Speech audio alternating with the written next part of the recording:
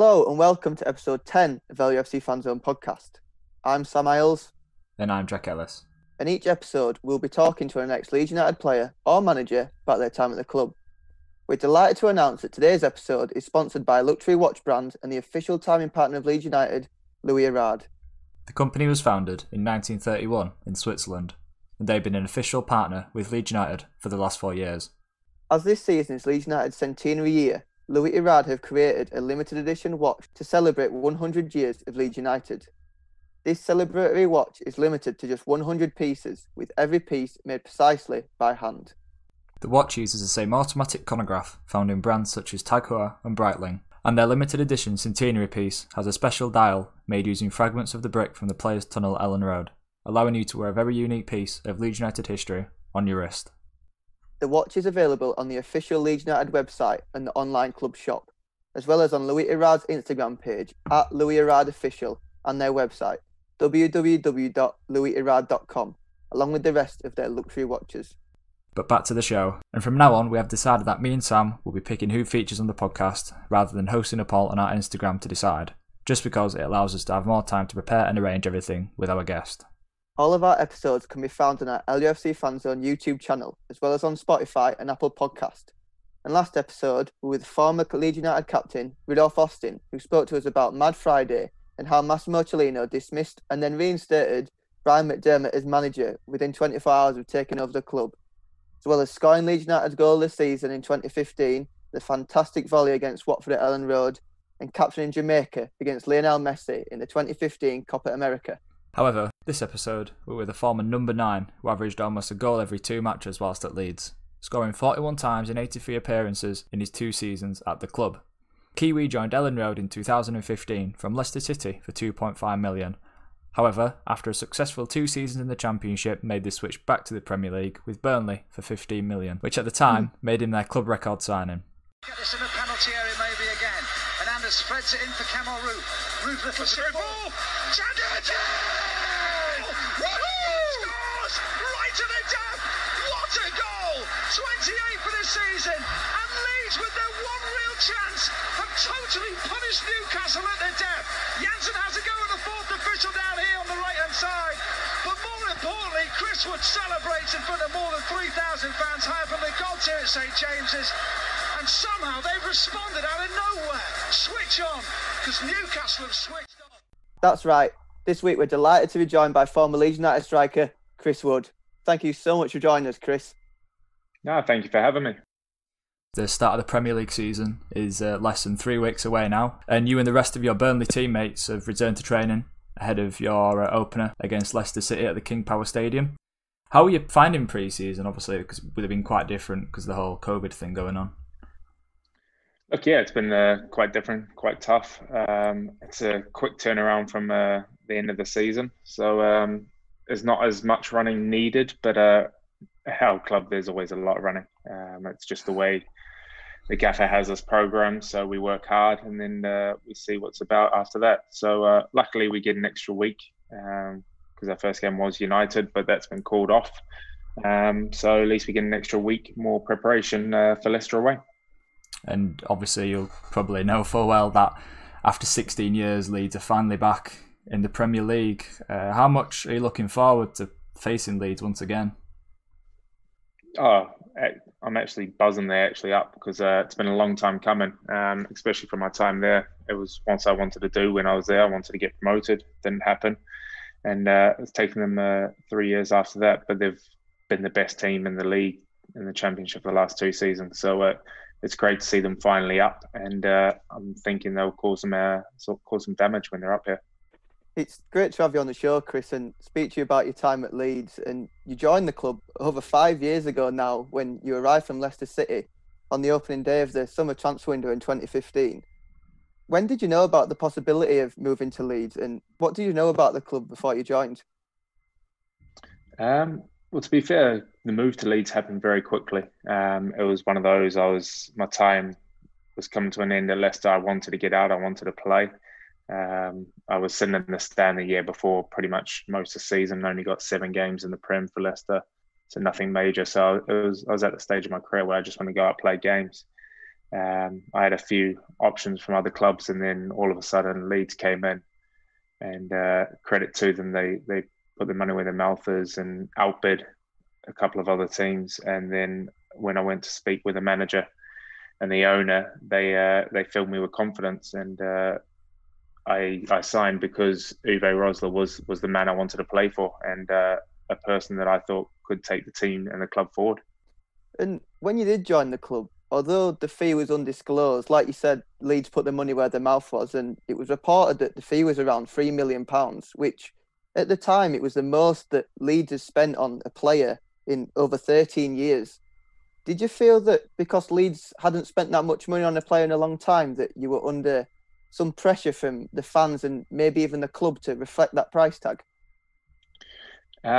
The price tag, no, not really. I think the pressure came from the heritage, what the supporters feel about the club, how they act towards players. That's where the pressure comes from. The price tag. The price tag these days, it's nothing now, $3 million. So, but back in the time, it was a big transfer, and I was glad that I was able to live up to it in the end, especially with a few bumps in the road. The first match of that campaign was against your current team now, Burnley, at Ellen Road, who had just been relegated from the Premier League. And you started that match to make your Leeds United debut in a 1-1 draw. What can you remember about that game, and what was it like to walk out at Ellen Road as a Leeds United player for the first time? I remember it was a nice sunny day to come off the back of, I think we played Everton the week before in pre-season, and then coming into the final for first day of the season up against obviously one of the teams that were tipped for promotion. It was always going to be a tough game. And then, of course, I remember Antonucci's screamer of a left foot cutting in on the right hand side and bending it in the far top corner, and the crowd going berserk. And that was the first real taste of a bit of atmosphere at Leeds, and seeing what this club can be like. And despite that goal against Everton as well, just 3 matches later, you did make your first goal in the Championship in a 2-2 draw away at Bristol City. Leeds being up 2-0 in the 89th minute and ended up drawing 2 apiece. What was it like for you to get off the marks? I can imagine as a striker, the first one is probably the toughest to get, and then once you get one, it's probably easier to get the rest. Yeah, everybody says that, but at the end of the day, you just want to be playing good football, working hard for the team. Of course, you're judged on goals, but ultimately the goals will come in the season. They don't all have to come in the first 5 games. So especially for strikers, you need to not worry about that side of it. They will come. Most of these players are playing Championship with other good strikers and know the ball will come, and the goals will come for strikers, because that's why they're in the Championship and then Premiership. So it's not about thinking about that. It's about working hard consistently for the team, and then when the chances come, take them. And it took 3 games for me to get off the mark, which is quite short in a period of time at a new club. But then the next one came quite quickly after that, and then we had to keep going from there. Yeah, like you said, following that Bristol match, you scored 3 goals in your next 5 matches, including a great goal against Derby County, which was a last-minute winner, which saw you find net 4 times in your first 8 Championship matches, which was a great start to your Leeds career. But before that season had started, did you set yourself any individual targets as to how many goals you want to score that season, or any other targets that you wanted to reach? To be fair, I'm not a target setting person. There's only been 1 season in my career that I have kind of set targets, and it worked the following season. But that was more out of what would I call it? More out of to prove a point to people, to know that I back myself. I don't need to. Really, I've learned over my career, I don't need to tell everybody that I back myself. I back myself in my own ability and my own mindset. And who knows that as my friends and family. So I don't normally set targets and things like that. I just want to do the best I can, and I don't want to be limited by targets. I just want to keep ticking them off as they come and getting better and better. And like you said, when you joined Leeds, the manager at the time was Uwe Rosler, who had just been appointed head coach just a month before you joined the club. And although you were scoring the goals in the Championship, the side were struggling to pick up points in the league. And after those first 8 games, the side was 14th in the Championship. Did Rosler set any targets for the side as a whole as to where he wanted the team to finish at the end of that season? Look, yeah, it was all about progressing on the season before. It was sold to me as we want to finish top 10 that season and then move into the playoffs the following season.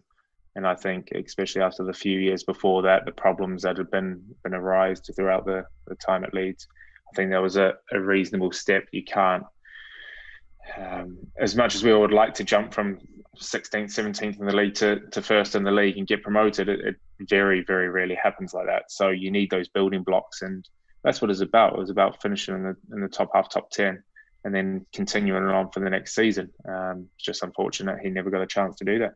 And although Rosler started his season as Leeds' head coach, he was eventually sacked in October after 12 matches, with Leeds winning just 2 matches and sitting in 18th place at the time of his departure. He was the first of your 4 managers during your time at Leeds, and because, as you probably found out, the chairman at the time, Massimo Cellino, was not as patient as other chairmen would have been with his managers.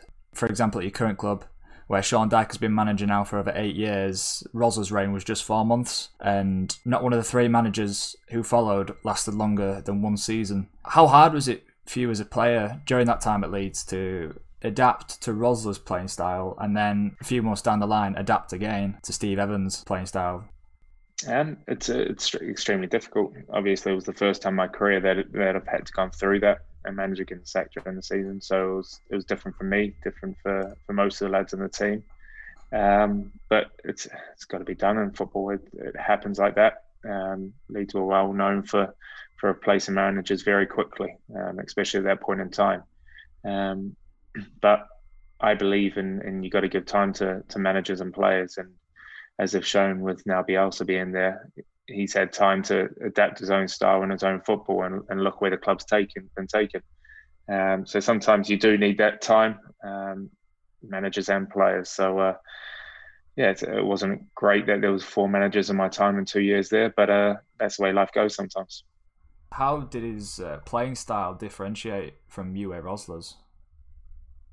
Uwe's was a lot more technical.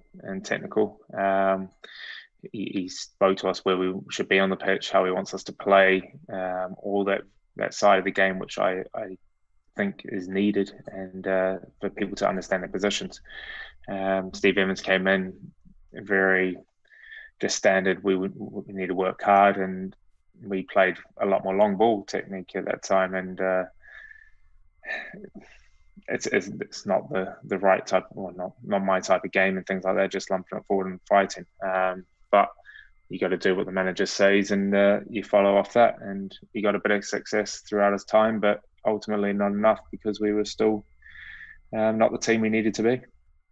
Although Evans was obviously brought in to improve the results didn't really change for the second half of that season, and Leeds finished 13th in your first year in the Championship at Leeds, failing to break into the top 10 at any stage during the campaign.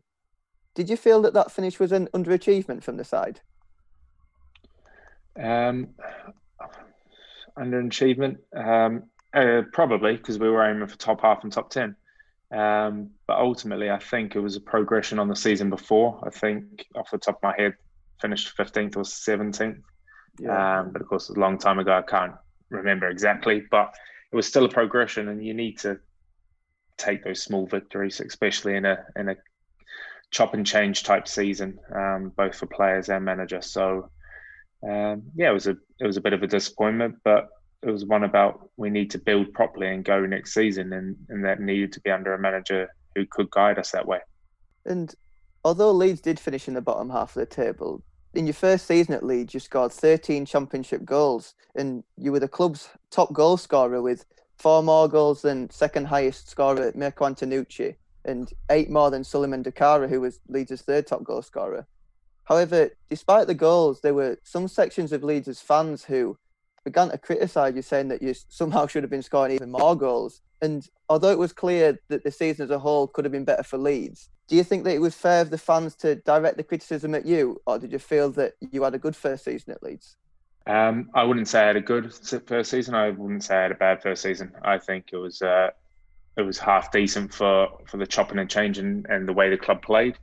Also, I missed 3 months of the season with injury, so it didn't really help that side of it. But of course, I wanted more goals, and it's one of those things that didn't happen. I still scored 13 goals. It was the highest striker had scored for the last 5 seasons, the champ. So you take the small victories where you can, but ultimately I got a lot of criticism after that.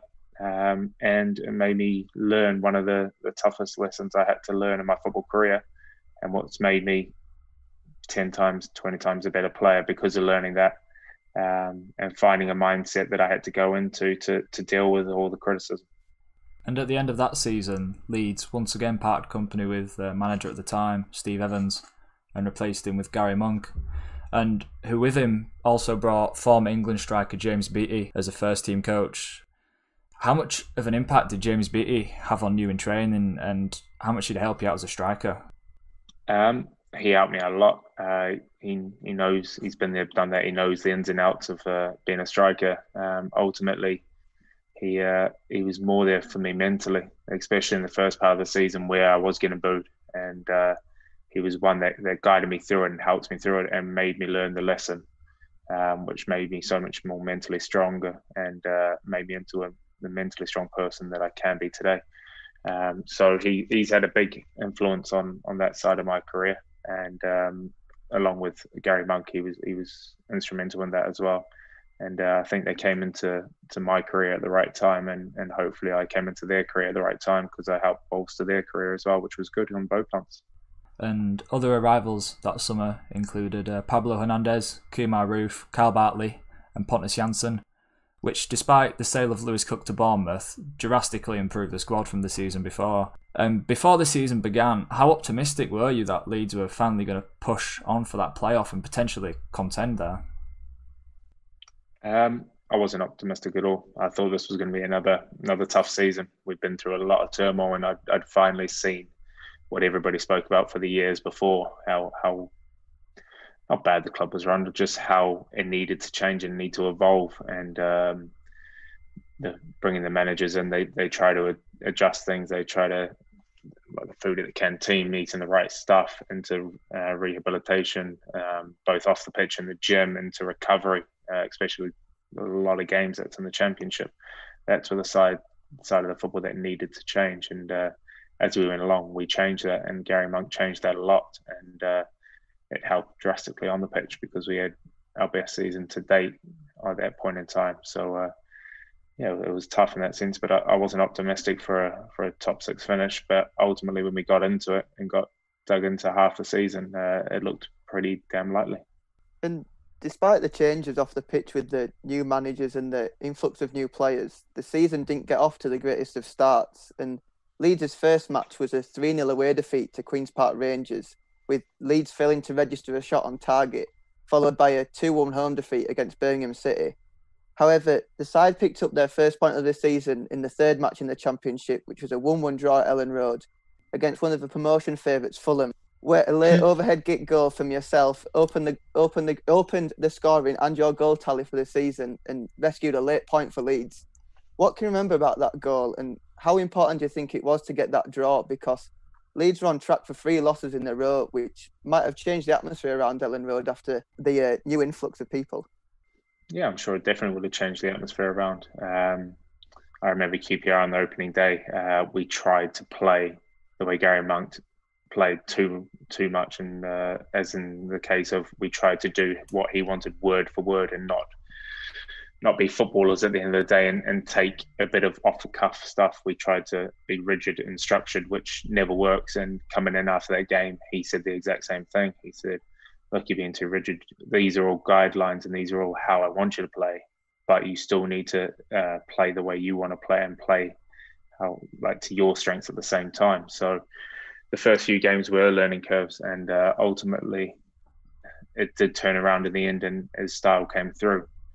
That Fulham game, obviously, I think everybody in the Leeds fan base or anything remembers the goal, remembers the celebration from me. It was the tough time in my career at Leeds, end of the first season, start of the second season. It was where I was getting criticised a lot and vocally on game days, and it was one of those, frustration on both sides. I believe fans should be very supportive of their players. especially at starts of the season. There's no point being negative. If you want to be negative, that's your right and that's your opinion. But it's never going to help a player. Yeah, like you said, you celebrated that goal in front of the Kop by sort of cupping your ear towards the Leeds fans. Was that your way of like telling the supporters that you could hear their criticism and that you wanted to prove them wrong? It was I don't know what it was. It was one of those, look, yeah, I know I'm getting booed and all of that, but it was basically, without being too broad about it, it was not an up you, but I'm gonna do this without you then if you're not going to help me. I had the faith in my team and my manager, and ultimately that's when I learned the hardest lesson of that's all you need. In football, it's great having the fans behind you, but ultimately they're not the ones that are going to help you out when times get tough. Your teammates and your manager are, and that's when I learned the biggest lesson of my life. After the first 6 matches, Leeds picked up just 4 points and were sitting in the relegation zone. However, a drastic turn in form saw the side jump into the playoff positions by early November. What do you think was the reasoning for the change in results? I think it just finally clicked. Everybody started playing together, the stuff that we're working on the training ground actually came out in games. It always takes time when we had 5 new players in the club, especially big controlling players that were playing week in, week out. We need to learn everybody's technique and how everybody played, and then a different style at the same time. So you're always going to start slow. It's about building on that, and that's when we got the consistent run of games and consistent run of form. And as well as the improvement within the team as a whole from that transfer window, you personally scored your 13th championship goal of the season in January against Rotherham, equaling your previous season's tally with still 21 matches left to play that season. What do you think changed for you as an individual that season compared to your first year, which allowed you to reach 13 goals at such early a time? I was fortunate enough with injury. I stayed clear of that, which was great. I had a manager that believed in me, that backed me no matter what, kept me on the pitch, even though maybe it might not have been my greatest game or greatest day. He kept me on the pitch to the 90th minute because he knew I could pop up with a goal in the 90th minute. And that happened on a few occasions, which is great. But ultimately learning the mental side of it, being strong, capable, and then having a team around me that was a step on from the year before, I think. During that stage of the season, you were playing for both Leeds and New Zealand in international matches, who were playing various friendlies during the season. And when you were on international duty, you obviously had to do a lot of travelling between Leeds and New Zealand to play the fixtures. Although there were international breaks for their matches, how hard was it for you to be travelling all over the world and maybe playing 2 international fixtures when Leeds had the week-long international break and then returning straight back to Championship football in such a short space of time? Yeah, I mean, it's difficult at times, but it's what I've done for all of my career. You learn little tricks and knacks of getting over it and getting recovery into your bodies. So it's one of those I'm never going to turn down playing for my country because I don't love doing that. But ultimately, I'm not going to let it affect my club career as well, because I'm going to do whatever's right off the pitch to make sure I'm ready for come Saturday when I'm back in the country and ready to go for my club team. So you just learn little things. The travelling, it is what it is. It's travelling. You just have to switch into time zones quicker than normal, and you find little tricks of that when you do that international travelling. And nevertheless, despite your packed schedule for the back end of 2016, you scored 7 goals in January 2017, which not only saw you reach 21 championship goals, but you also picked up the Championship Player of the Month award. How did it feel to receive that, as it was your first individual award? Look, yeah, it was lovely. Obviously, we don't play football for individual awards or anything like that, but it's nice when you get recognised for a good month like that or a good season.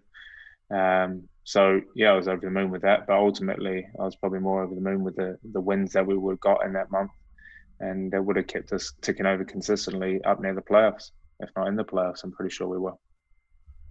And your goals helped push Leeds towards automatic promotion places. However, as the season progressed more, Leeds' form slightly slipped and a playoff place was looking more likely and achievable. And at that point in the season, how confident were you that Leeds were able to finish within the playoffs for the first time in 11 years?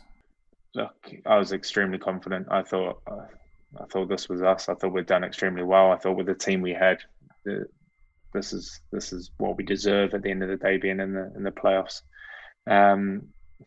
Staying out of the top two it's hard enough to be in there. So dropping out there wasn't a big issue for us, but it was about staying in the playoff matches. So look, I think we've done extremely well. Our points tally at the end of the season was high enough on last 6 years to be in the playoffs. It was just unfortunate that Fulham had an unbelievable run to knock us out. And Leeds' form continued to drop as the side entered the final stage of the season, and the playoff positions were seemingly slippingly away. However, when Leeds visited St James's Park to take on league leaders Newcastle United with 5 matches to play, Leeds were set for their 3rd defeat in 4 matches. However, in the dying second, once again, like you said, you rescued Leeds a point. What can you remember about that goal, and what impact do you think it might have had on Leeds' playoff push? It was a game that I thought, look, this is going to take us over the line. I thought mentally we'd been strong enough to deal with it, kept them out. They were the better side, without a doubt. St James Park is hard enough to go to any time of the year, not to mention when they're flying and up the top of the table. So to nick the point at the end with a volley of mine, it was great, and I thought it would have given us the extra push we needed to break the mold of the losing run and to kick on for the rest of the 4 games to hopefully stay in the playoff places, but it just wasn't meant to be. Although fans, including me, thought that goal might have been the turning point to get Leeds back on track and turn the results around, the season ended with Leeds finishing in 7th spot, agonising and close to the playoff places, which Leeds had been in for well over half of the season. What did it feel like to miss out and finish the season in that way? It was gut-wrenching. All the hard work that we did, fighting for the whole season to get to where we wanted to be, and then to miss out on it on the last few games, last 2 games, it was horrible. But ultimately, we obviously didn't deserve it because we didn't make it. But we were unfortunate in that sense of we had a great points tally, one that in any other season would have got us in there, and Fulham winning 18 out of 19 games or something like that during the end of their season helped them dramatically. And despite the disappointment with Leeds as a team as a whole, on the personal level, you found the net on the final day of the campaign against Wigan to score your 27th championship goal of the season, which was just 3 short of the championship record, and it was your 30th goal in all competitions that season. Because of the prolific season that you had, you won the Championship Golden Boot and featured in the Championship Team of the Season, and picked up Leeds' Player of the Season award and the Players Player of the Year accolade. Why do you think everything went so well for that season, and how happy were you to reap all them awards to highlight your successful year? Look, yeah, I was extremely happy with what I achieved over that season. It was a season I set out to be the best striker we could have that year, and be the number 9 that I wanted to be, and possibly everybody expected me to be. And I was just thankful that I could do that and do as well as I could to know that no matter what happened on the points tally or where we finished in the league, at least I done what I could to get us there. But ultimately, I would have traded a bunch of those goals to be in the playoffs to give us a chance of being promoted. But ultimately, it was still a sour note, no matter how good that season was, because we didn't finish in the playoffs. Fast forward into the following season, Gary Monk ended up leaving. Thomas Christiansen took over as head coach at Leeds United, and in the first match of the season was a 3-2 win against Bolton Wanderers, a game which you scored in actually. However, following the match, it was reported that Leeds had received a bid from you from Burnley, which resulted in Leeds offering you a new contract in an attempt to make you stay at the club for a 3rd season. Were you ever tempted to accept the deal and stay at Leeds, or did you feel it was the right time to take a step back into the Premier League? Ultimately, I think everybody's goal in the Championship is to play in the Premier League. Getting rid of Gary Monk at the time, I thought was a bad decision. it was one where he's taken us to our highest points tally ever. Yeah, we just missed out on the playoffs, but I thought with a bit of backing behind him, we would have stepped up and been the team and the force we needed to. But ultimately, once a bid comes in for you, you have to have a look at it and see what you can do. I mean, playing in the Premier League was always a dream of mine. Ultimately, I wanted to do that with Leeds, but at the time, it just wasn't to be. And it was one of the case of, am I going to pass up this opportunity of playing in the Premier League, where every kid's dream is to be, to stay at a club where it might not happen, it might not get there. There was a lot of ifs at the time, so it was a case of, it was a tough decision to look to go that way, but ultimately the Premier League is a big draw for a lot of players. Yeah, definitely. And it was reported that Burnley's first offer for you was rejected, which resulted in you featuring in the next 2 matches against Preston and Fulham. However, the 5th match was away at Sunderland that season, and despite travelling with the squad, you tweeted out a statement less than 3 hours before the match stating that, due to strong interest from a Premier League club, I don't feel that it was right for me to play today, and you didn't end up featuring on that matchday squad. Would you be okay to say why that was? Well, the ultimate reason was the bid was accepted on Friday afternoon, and legally, well, not legally or anything, Burnley didn't want me to play. The bid was accepted, the move was going through, no matter what, and they didn't want to risk me playing in the Sunderland game.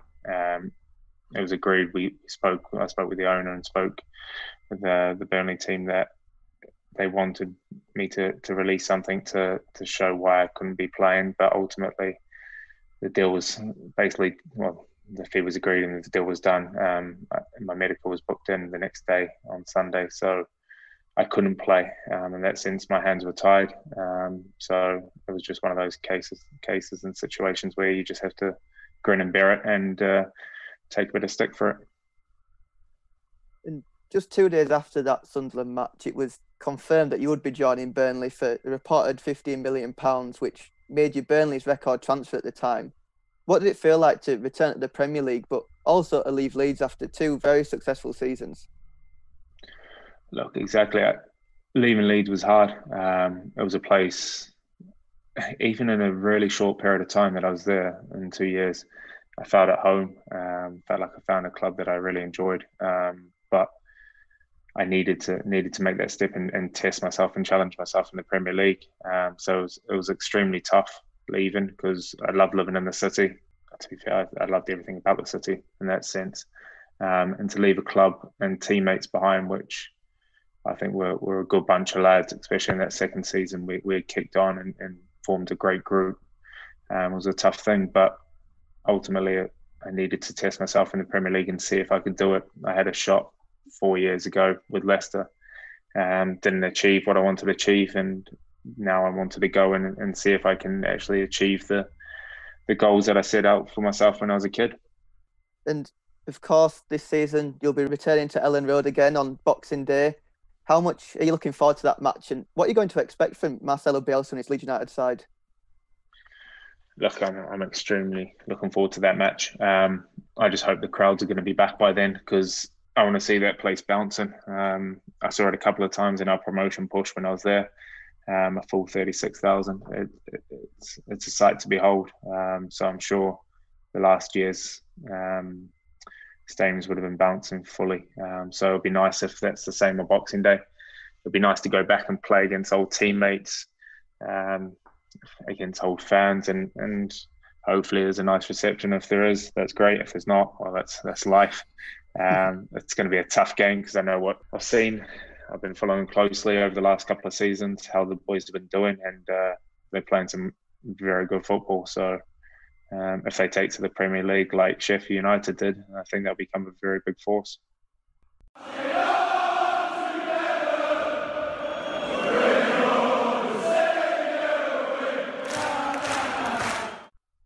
This second section of the show is sponsored by the Harrogate CBD Company. Harrogate CBD Company are a local business run by Leeds United fans, and they're on a mission to help people sleep better and relax. They source a finest CBD products, so you don't need to look any further when struggling for anxiety relief or a helping hand when struggling to sleep. Research has shown that CBD can help refresh your mindset and increase your focus to reduce anxiety, and their oils contain pure hemp, organic ingredients, and less than 0.2% THC content. If you want to find out more about their products, visit them on www.hgcbd.co.uk or on Instagram @Harrogate_CBD and add the discount code LUFC to receive 5% off all their products. They've also begun shipping their products worldwide, as well as the UK, and can now offer delivery to 72 different countries, so go and check them out. In this section, our followers get to ask their questions to our guests by commenting on our LUFC Fanzone Instagram post. Each episode, we select 4 questions which are commented and put them forward to our guest. Our first question comes from Theo, who asks, Hi guys, hi Chris. My question is, who was your footballing idol growing up and why? Okay. There was 2.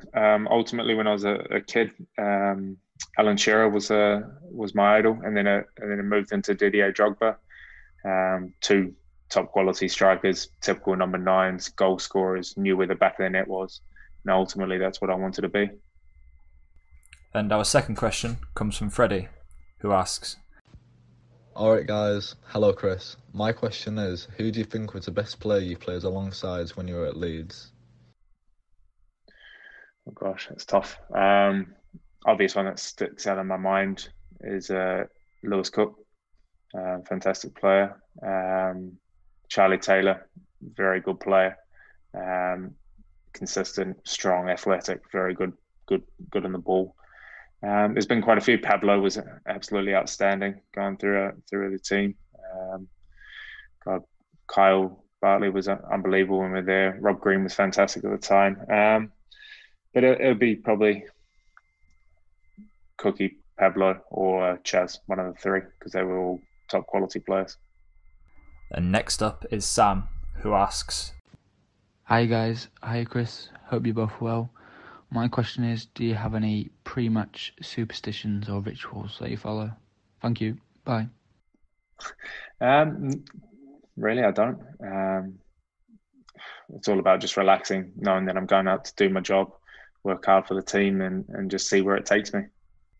And our last question comes from Fallon, who asks, Hi guys, hi Chris. My question is, what was your favourite goal you scored for Leeds United? Favourite goal would have been the overhead kick against Fulham. It was the one that started it all off. It's the one that's going to be the most memorable in that sense. I scored a few good goals during that season, but that's the one that always sticks in my mind as a turning point in my Leeds career, and taking it from a tough situation into a fantastic time to be at the club, and one that I really enjoyed and remember fondly. And that ends today's episode. Thank you to everyone for sending your questions, and thank you so much for your time, Chris. No problem. Thank you for having me, and hope it all goes well this season. We'll be back in 2 weeks with our next guest. Stay tuned for the post over on our Instagram later in the week. Thanks for listening.